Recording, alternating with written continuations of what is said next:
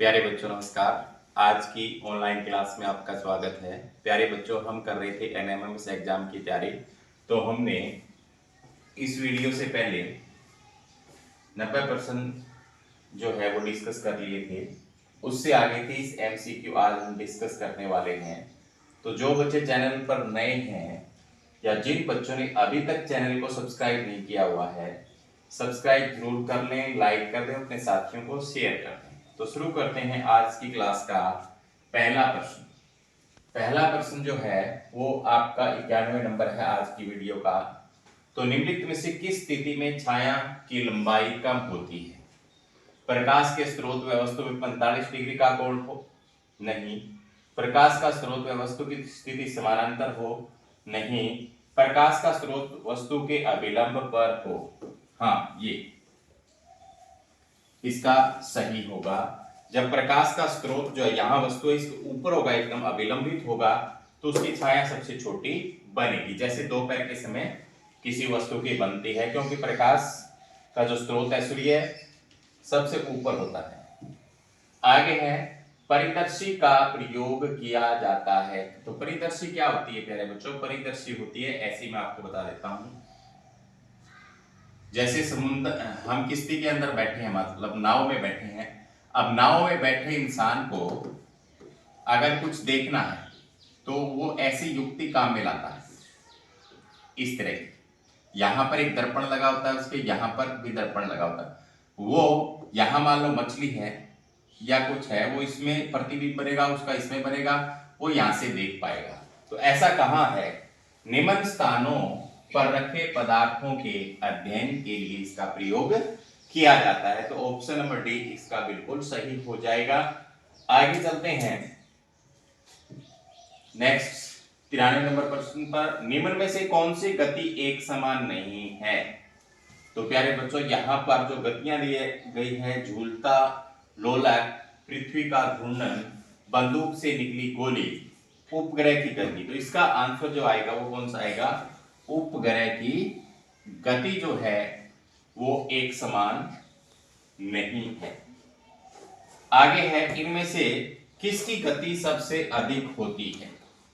प्रकाश की, चीता की, वायु की, ध्वनि की। तो प्यारे बच्चों, आपको पता है किसकी गति सबसे ज्यादा होती है? प्रकाश की गति सबसे ज्यादा होती है। तो ऑप्शन नंबर ए इसका बिल्कुल सही हो जाएगा। आगे चलते हैं, निम्नलिखित को बढ़ती हुई गति के क्रम में लिखें। तो पहले वाला आ गया यहां पर, इसमें सबसे ज्यादा प्रकाश किया है, तो आपको पता चल जाएगा सबसे ज्यादा प्रकाश किया, तो कौन सा उत्तर सही होगा? इसमें कछुआ लास्ट में, इसमें कछुआ, ठीक है, इसमें प्रकाश है लास्ट में, तो उत्तर यही सही हो जाएगा। सबसे कम गति होती है कछुए की, उससे ज्यादा चीता, उससे ज्यादा ध्वनि, उससे ज्यादा प्रकाश। तो उत्तर को आपने आसानी से पहचान लिया। एक ही उत्तर के लास्ट में प्रकाश था, तो उसी को हमने पकड़ लिया। ऑप्शन नंबर ए इसका बिल्कुल सही है। आगे चलते हैं, विद्युत तापक विद्युत ऊर्जा को खालिस्तान रूप में बदलते हैं। विद्युत तापक विद्युत ऊर्जा को किस रूप में बदलते हैं? विद्युत तापक विद्युत ऊर्जा को, जैसे एक हीटर हमारे घर के अंदर होता है, उसमें वो गर्म होता है और साथ में आपको प्रकाश छोड़ता हुआ भी दिखाई देता है कुछ। तो यहां पर दोनों सही हो जाएगा, ए और बी, ठीक है। आगे चलते हैं, इसके बाद नेक्स्ट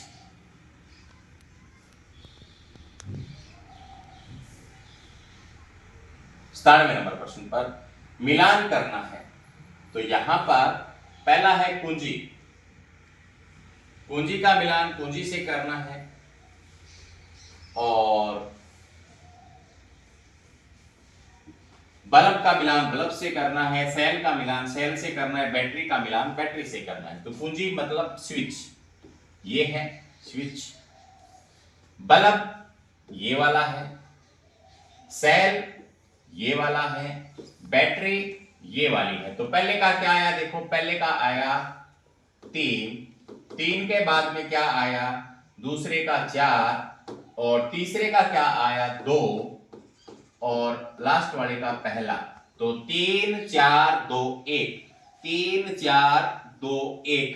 तो ऑप्शन नंबर बी में है ना ऐसा, 3 4 2 1। तो इस तरीके से आपको क्या करना होता है, सही मिलान करना होता है। आगे है, राम एक ट्रांसफार्मर के पास खड़ा था, उसने अपने मित्र से मोबाइल फोन पर बात करने का प्रयत्न किया। ट्रांसफार्मर के पास खड़ा था और अपने मित्र से फोन पर बात करने का प्रयास किया उसने, तो क्या हुआ? फोन पर स्पष्ट ध्वनि सुनाई नहीं दे रही थी। निम्न में से कौन सी स्थिति उसे प्रभावित कर सकती है? तो ट्रांसफार्मर के पास खड़ा है, तो इसमें यहां पर जो उसको प्रभावित करेगी वो कौन सी करेगी? विद्युत धारा का जो चुंबकीय प्रभाव होता है वो उसको प्रभावित करेगी। जब किसी चालक तार में से बिजली गुजरती है ना, जैसे चालक तार में, तो इसके चारों ओर चुंबकीय प्रभाव उत्पन्न हो जाता है, मतलब उसका यहां तक एरिया है, चुंबकीय क्षेत्र उत्पन्न हो जाता है, तो वो उसको प्रभावित करता है। इसके बाद आगे जो है, बर्फ पर चलते समय हम छोटे छोटे कदम से चलते हैं ताकि हम फिसले नहीं। छोटे कदम हमें फिसलने से क्यों रोकते हैं? अगर हम छोटे छोटे कदम रखेंगे ना, तो क्या होगा? अधिकतम घर्षण होगा। तो अधिकतम घर्षण के कारण हम गिरने से बच जाएंगे। तो ऑप्शन नंबर ए ही इसका बिल्कुल सही होगा। वायुमंडलीय दाब किस कारण उत्पन्न होता है? तो प्यारे बच्चों, वायुमंडलीय दाब किसके कारण उत्पन्न होता है? हमारे सिर के ऊपर आसमान के कारण, पृथ्वी के चारों तरफ उपस्थित वायु द्रव्यमान के कारण, उत्प्लावन बल के कारण, पृथ्वी के द्रव्यमान के कारण। तो वायुमंडलीय दाब पूछा है तो वायु के द्रव्यमान के कारण से उत्पन्न होगा। ऑप्शन नंबर बी इसका बिल्कुल सही होगा। आगे चलते हैं नेक्स्ट।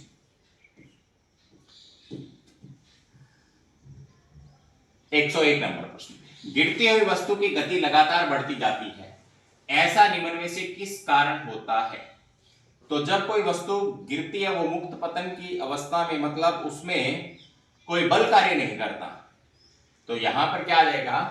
वस्तु पर कोई बल कार्य नहीं करता। ऑप्शन नंबर ए इसका बिल्कुल सही होगा। आगे चलते हैं नेक्स्ट प्रश्न की तरफ। निम्नलिखित में से कौन सा बल का प्रकार नहीं है? तो प्यारे बच्चों, यहां पर आप खुद पढ़ सकते हो। मांसपेशीय प्रकार होता है, मांसपेशीय बल होता है, चुंबकीय बल होता है, कुएं से पानी से बाल्टी खींचते हैं तो भी मांसपेशीय बल लगता है। तो रासायनिक बल होता है क्या कोई? नहीं। तो यहां पर गलत ऑप्शन बताना था। तो ए ऑप्शन जो है वो रासायनिक बल का प्रकार नहीं है। आगे चलते हैं प्रश्न नंबर 103 की तरफ। पर्वतारोही के पर्वत पर चढ़ते समय नाक से खून बहना शुरू हो जाता है, ऐसा क्यों होता है? तो प्यारे बच्चों, जैसे जैसे ऊपर जाते हैं वायु दाब घट जाता है। वायु दाब घटने के कारण आपने देखा होगा, जब वायुयान के अंदर हम बैठते हैं तो पेन जो होता है, पेन की स्याही बाहर निकल जाती है। क्यों? क्योंकि जैसे जैसे ऊपर जाएंगे पेन के अंदर दाब ज्यादा हो जाएगा और बाहर दाब कम होगा, तो स्याही एकदम से बाहर आ जाएगी। और कई बार यहाँ पर भी पेन के अंदर दाब ज्यादा होता है तो कई बार अपना पेन स्याही फेंक जाता है। तो वायु दाब के घटने के कारण ऐसा होता है ऊपर।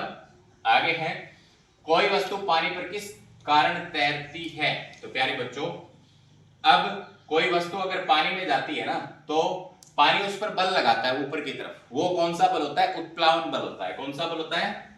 उत्प्लावन बल। तो ऑप्शन नंबर सी इसका सही हो जाएगा, उत्प्लावन बल के कारण से तैरती है। आगे है, रेल की पटरी पर कान लगाकर सुनने से आने वाली रेलगाड़ी के बारे में किस कारण से पता चलता है? तो प्यारे बच्चों, रेलगाड़ी की पटरी कैसी है? ठोस। और ठोस में ध्वनि की गति जो होती है वो सबसे ज्यादा होती है। ठोस के अंदर ध्वनि की गति सबसे ज्यादा होती है। अगर हम रेलगाड़ी आवाज सुननी है रेलगाड़ी की, तो हम पटरी के कान लगाते हैं, क्योंकि पटरी में जो उसकी आवाज आएगी वो जल्दी पहुंचेगी बजाय हवा के। गैस है ना, तो सबसे ज्यादा जो गति होती है वो किस में होती है? ध्वनि की मैं बता देता हूं, ठोस में। उससे कम किस में होती है? द्रव में। और उससे कम किस में होती है? गैस में। अब माध्यम का अंतर आ गया ना, खड़े हैं तो हमारे पास तो ध्वनि पहुंचेगी, हवा से होकर पहुंचेगी। तो अगर पटरी के कान लगाएंगे तो पटरी ठोस है ना, तो वो हमारे पास जल्दी पहुंचेगी। तो इसका आंसर कौन सा सही करें हम? ठोस माध्यम में ध्वनि की अधिकतम गति के कारण। तो ऑप्शन नंबर सी इसका राइट है। ठीक है, ठोस माध्यम के ध्वनि की अधिकतम गति के कारण ऐसा होता है। आगे चलते हैं प्रश्न नंबर 106 की तरफ। यहां पर फिर मिलान करना है, मजेदार प्रश्न है, मिलान करना है आपको और बड़ा ही आसान है। तो सितार के अंदर तार कंपन करता है, सीधी सी बात है। तो पहले का क्या हो जाएगा 2, पहले का 2। ड्रम में झिल्ली होती है, ड्रम के अंदर क्या होती है झिल्ली, तो क्या करें 3 नंबर, और इसका क्या बच जाएगा 1 नंबर, तो 2 3 1 2 3 1 2 3 1 कौन से में, बी ऑप्शन में है। ठीक है, सीटी के अंदर हवा फूंकते हैं तो वायु ही कंपन करती है। इसके बाद में आगे चलते हैं नेक्स्ट प्रश्न की तरफ। 30 डिग्री सेंटीग्रेड कक्ष ताप पर वायु में ध्वनि की गति क्या होगी, तो प्यारे बच्चों 332 मीटर प्रति सेकंड होगी। कितनी होगी 332 मीटर प्रति सेकंड। आपको याद रखना है ध्वनि की चाल 30 डिग्री सेंटीग्रेड पर यानी कितनी होती है 332 मीटर प्रति सेकंड। इसका यहीं से कर लेते हैं। क्या है आगे वाले में, सामान्य शुष्क सेल का विभवांतर क्या होता है, जो शुष्क सेल होते हैं उसका विभवांतर सामान्य का कितना होता है 1.5 वोल्ट। तो पहला ही आंसर इसका सही हो जाएगा।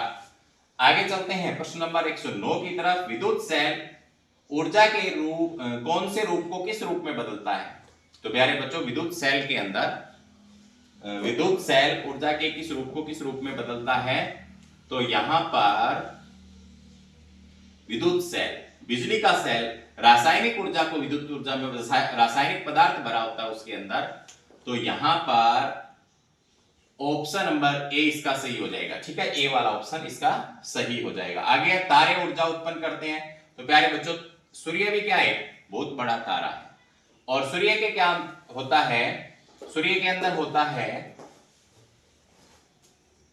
अब हाइड्रोजन जुड़ करके हीलियम की नाभिक बनती है, यानी 2 हल्की नाभिकें जुड़ती हैं और एक भारी नाभिक का निर्माण करती है। तो यहां पर इसको बोलते हैं नाभिकीय संलयन। क्या कहते हैं, नाभिकीय संलयन अभिक्रिया। तो यहां पर उत्तर देखो कहां है, नाभिकीय संलयन के कारण ऑप्शन नंबर बी इसका सही हो जाएगा, नाभिकीय संलयन के कारण। आगे चलते हैं इसके बाद प्रश्न नंबर 110 की तरफ। 110 में है सौर परिवार का सबसे गर्म ग्रह कौन सा है, तो प्यारे बच्चों सौर परिवार का सबसे जो गर्म ग्रह है वो है हमारा बुध। कौन सा हो जाएगा, बुध। तो इसका आंसर बी वाला। सौर परिवार के कौन से ग्रह को लाल ग्रह कहते हैं, तो मंगल ग्रह को लाल ग्रह कहा जाता है। इसके बाद में आगे चलते हैं नेक्स्ट।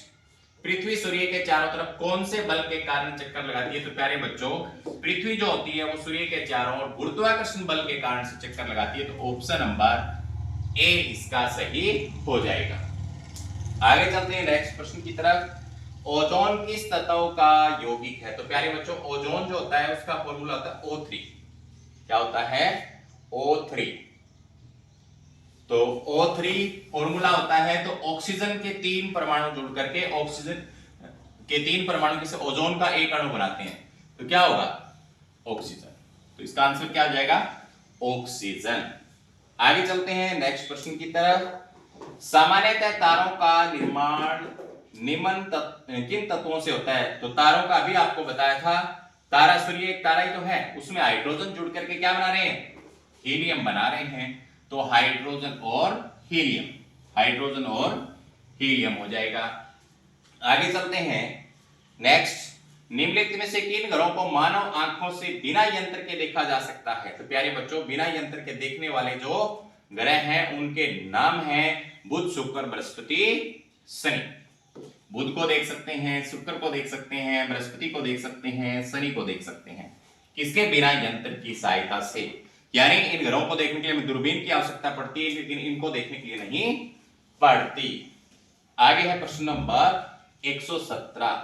117 में आपसे क्या पूछा है, सूर्य ग्रहण किस स्थिति में लगेगा, तो प्यारे बच्चों सूर्य ग्रहण कब लगेगा, सूर्य ग्रहण लगेगा सूर्य चंद्रमा पृथ्वी का एक सीध में आने पर। सूर्य पृथ्वी और चंद्रमा एक सीध में आने पर, पृथ्वी सूर्य और चंद्रमा एक सीध में आने पर, सूर्य चंद्रमा और पृथ्वी एक सीध में आने पर यह लगता है। कारण देखो बता देता हूं, यहां पर सूर्य है, ठीक है, यहां पर चंद्रमा है, यहां पर पृथ्वी है, पृथ्वी पर खड़ा है गोलू, गोलू खड़ा है, तो इस गोलू को क्या ये सूर्य दिखाई देगा, बीच में चंद्रमा आ गया तो नहीं दिखाई देगा। तो इसलिए इस ग्रहण को क्या बोलेंगे, सूर्य ग्रहण बोलेंगे। चंद्र ग्रहण में क्या होता है, चंद्र ग्रहण में चंद्रमा यहां आ जाता है। चंद्र ग्रहण के अंदर क्या है, सूर्य का प्रकाश चंद्रमा पर नहीं पड़ पाता, उसको हम देख नहीं पाते, तो चंद्र ग्रहण लगता है। तो हमें यहाँ पर सूर्य ग्रहण का पूछा है, तो सूर्य ग्रहण का कौन सा हो जाएगा, यहाँ पर सी ऑप्शन हो जाएगा ना, सी ऑप्शन। सूर्य चंद्रमा पृथ्वी का एक सिद्ध में आने पर, यानी चंद्रमा बीच में होता है। आगे चलते हैं इसके बाद नेक्स्ट, सूर्य के बाद पृथ्वी का सबसे निकटतम तारा कौन सा है, तो सिरियस है। कौन सा है, सिरियस। याद रखना है, सूर्य के बाद पृथ्वी के सबसे नजदीक तारे का नाम बताइए, तो वो है सिरियस तारा। कौन सा तारा, सिरियस। इसके बाद आगे है, अंतरिक्ष पर कदम रखने वाला प्रथम भारतीय अंतरिक्ष यात्री कौन था। तो प्यारे बच्चों, आपने 5वीं क्लास की बुक में पढ़ा होगा राकेश शर्मा के बारे में, तो ऑप्शन नंबर 20 का बिल्कुल सही हो जाएगा। आगे चलते हैं नेक्स्ट, ओरायन किसका उदाहरण है। तो प्यारे बच्चों, ओरायन क्या है, एक तारों का समूह है, और तारों के समूह को क्या कहा जाता है, तारामंडल कहा जाता है। तो बी ऑप्शन इसका बिल्कुल सही हो जाएगा। तो आज हमने इस क्लास के अंदर एक 30% डिस्कस कर लिए हैं। इसी के साथ हमने पहली वीडियो के अंदर 30% डिस्कस किए, दूसरी में 30 किए, और तीसरी में 30 किए, और चौथी में 30 किए, तो ये हमारे टोटल 120% यहाँ पर बन जाते हैं। तो उम्मीद करता हूं कि आपको ये 120% अच्छे से समझ में आए होंगे। मिलते हैं नेक्स्ट क्लास में, तब तक के लिए बाय बाय, धन्यवाद।